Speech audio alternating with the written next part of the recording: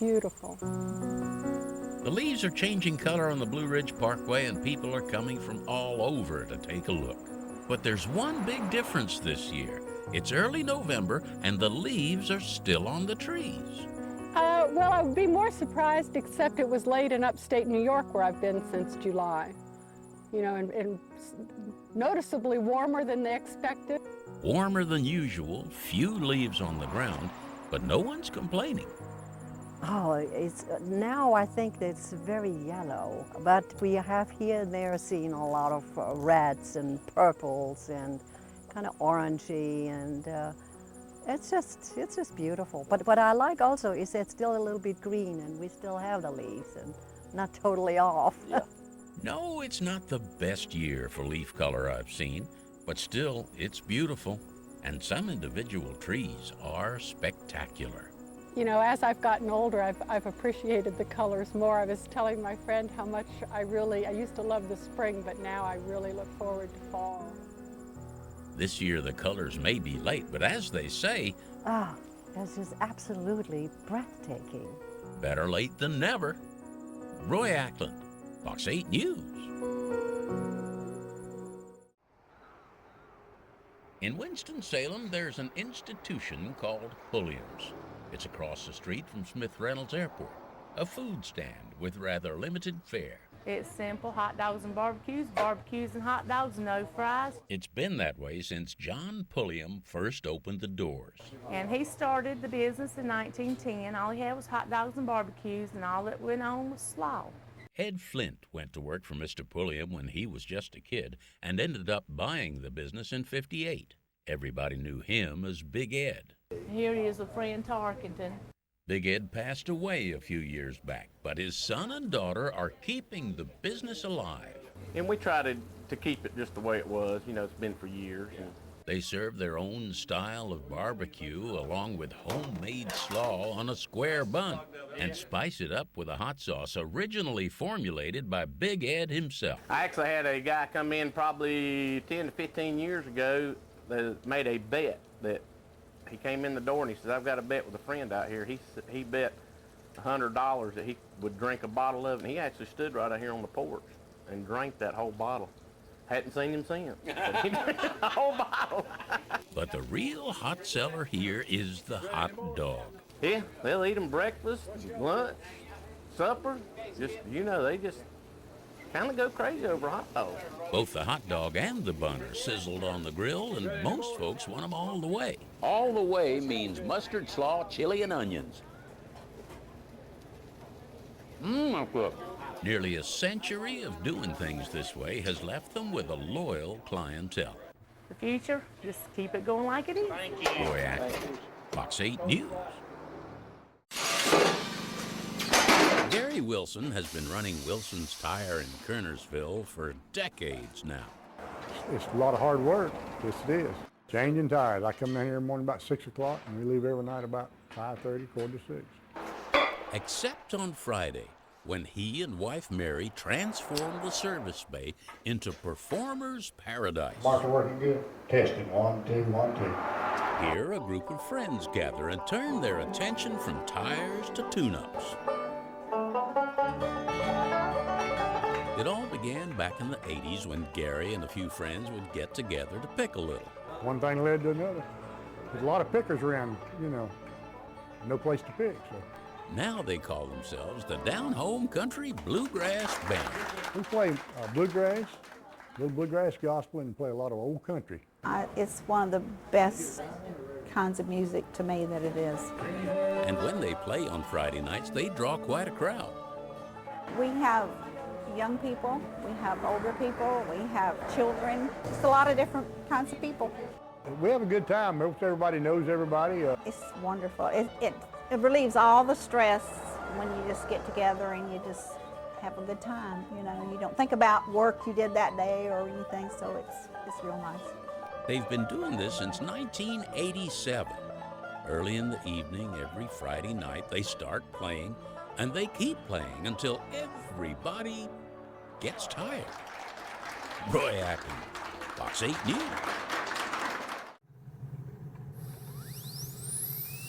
Sounding a lot like a dentist's office, it's really Dave Teachout's workshop. Here, he uses a high-speed drill on eggshells. It's amazing what an eggshell can render. The son of missionary parents, Dave was born and grew up in Central Africa, where he learned to carve. And I used to go down and watch the ivory carvers and made good friends with the ivory carvers. Basically started carving when I was a young kid.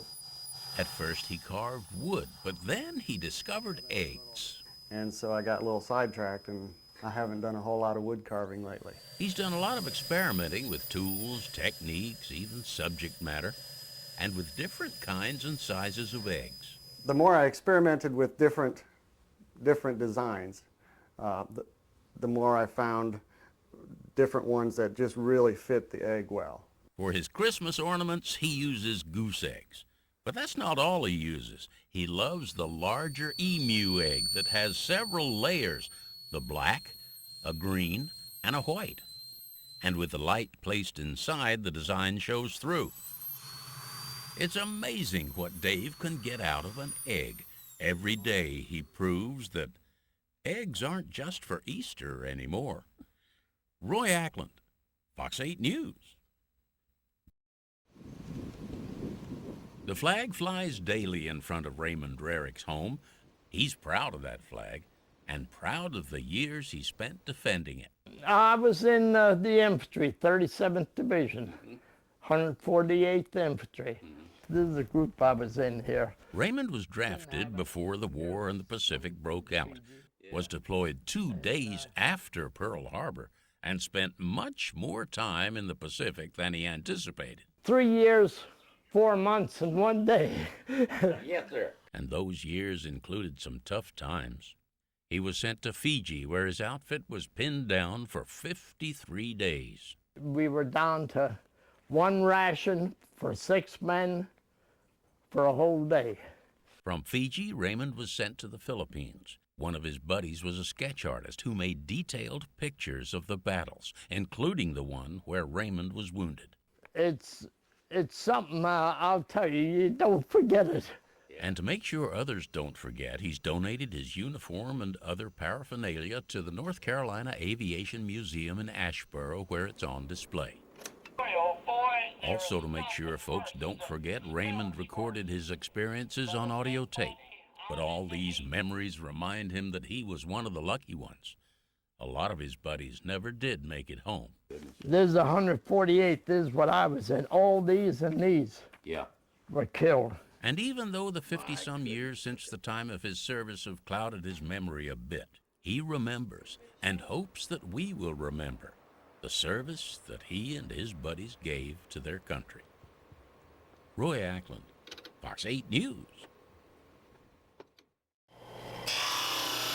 When Pastor Clifton Sawyer isn't in his church, you'll find him in his workshop. This is where I spend a lot of time. Sometimes I'll come in here and I'll start in the morning around 8 or 9, and I'll stay in here all day long.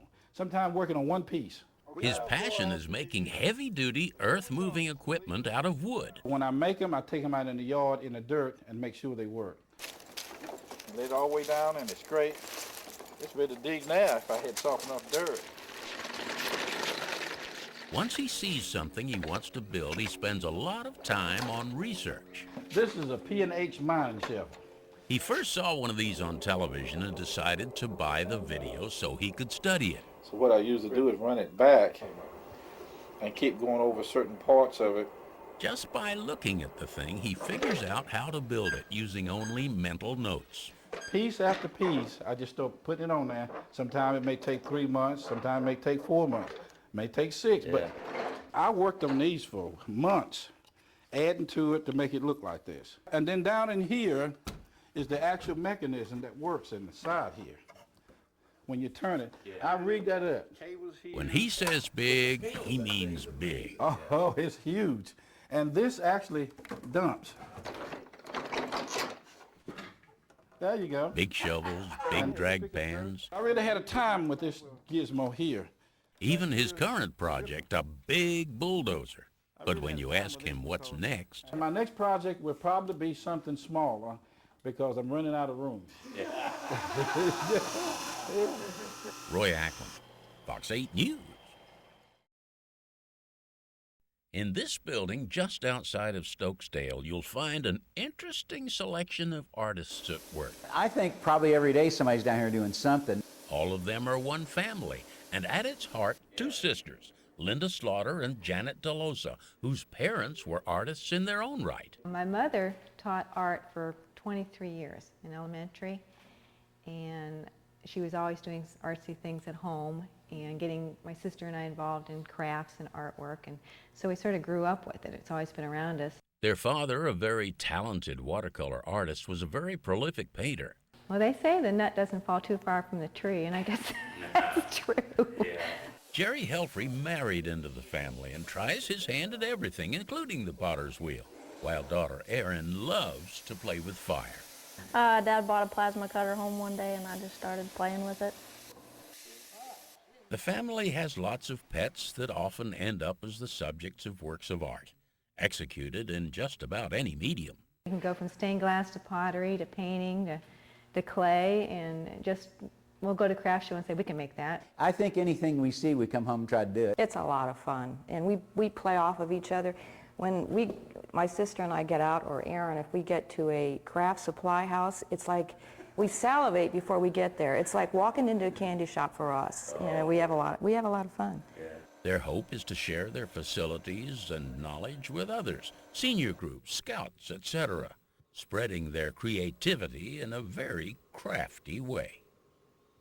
Roy Ackland, Fox 8 News.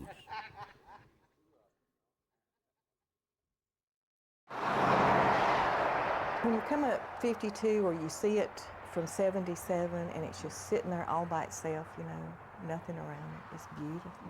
Pilot Mountain is North Carolina's most recognizable natural feature, but folks who live nearby aren't really conscious of it. When I grew up, I don't recall anybody having pictures of it.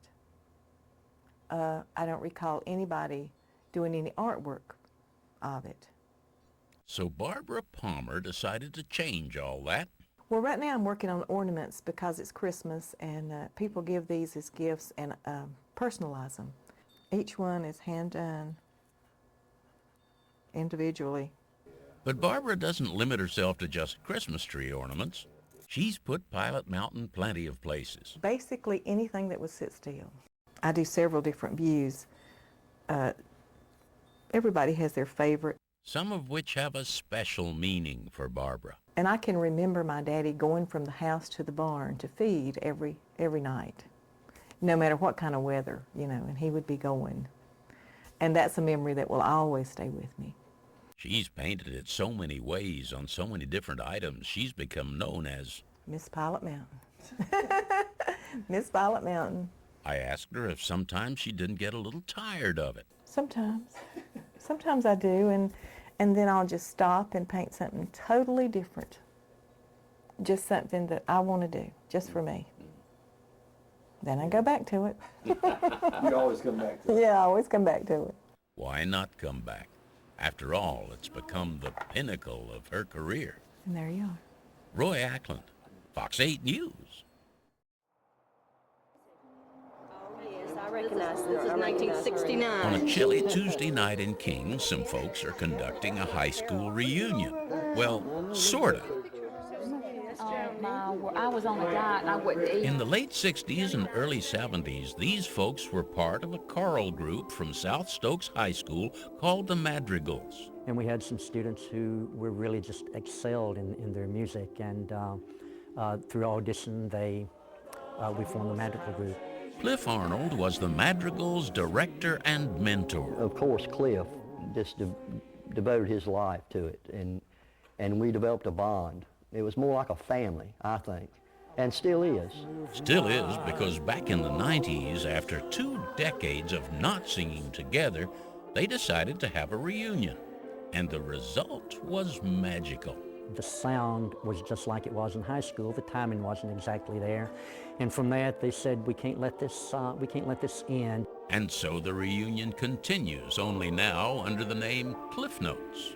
Just being back together with this group is just, you know, you just revisit high school a lot of the times, the memories come back and you just say, do you remember this and this and this? And I'm right there on the end. Those high school memories include singing together in Europe. And since they've reunited, they've made several trips to sing at the White House. Again, it's been a great 16 years. I'd like to see it continue. We've had an awful lot of fun. We've talked about this might be our last year, but then we talk about that every year. And we always, when we get back together, it's like, okay, let's go one more year. Through the years, these high school classmates have managed to stay in touch with each other. But not just in touch. They stay in tune. Roy Ackland, Fox 8 News. In the community of Bear Creek in the corner of Chatham County, there's a rather unusual business. And this is the Fruitcake Kitchen. Yep, he said fruitcake. They are the home of Southern Supreme Nutty Fruitcake. Well, we can mix up about 300 pounds of batter at the time. That's a lot of batter. And a lot of batter takes a lot of eggs. 1,620. Now, this is not the kind of fruitcake that people make jokes about. As a matter of fact, this fruitcake has very little fruit in it. Basic ingredient is nuts. We have so many walnuts and pecans, and of course we have our batter. Very little fruit, but it's basically nuts. Roy, I want you to try our fruitcake. We first met Berta Scott and her husband Hoyt back in 1994. They had just moved their business out of the garage and into its first permanent building. Since then, the building has been enlarged several times, and the number of products they make has grown too. We have something new every year. Well, they make lots of different things in there. Hoyt gives tours of the facility to people who come from all over the state and the country. And up in the gift shop area is a real treat. You get to sample before you buy. A lot of people come to visit this little corner of the world and meet the people whose fruitcake is never mentioned in the same breath as doorstops and boat anchors. Oh no, people go nuts over this fruitcake. Roy Ackland, Fox 8 News. Hubert Lawson and his family have been making music for as long as they can remember. He plays first, and then I picked it up, and my little brother, he started playing mandolin, and we went through, different groups and stuff like that there, and finally we ended up with a family band. When Lee Lawson first decided he wanted to play the banjo, he had very little money and had to make a tough decision for a teenager. And I had a chance either getting this or buying a car. But just any old banjo wouldn't do. He had his eye on a limited edition Gibson that he's seen in the catalog. Well, it's got that's the history of the United States on the fingerboard. That's the Mayflower, the Statue of Liberty, the Washington Monument, Abraham Lincoln's cabin.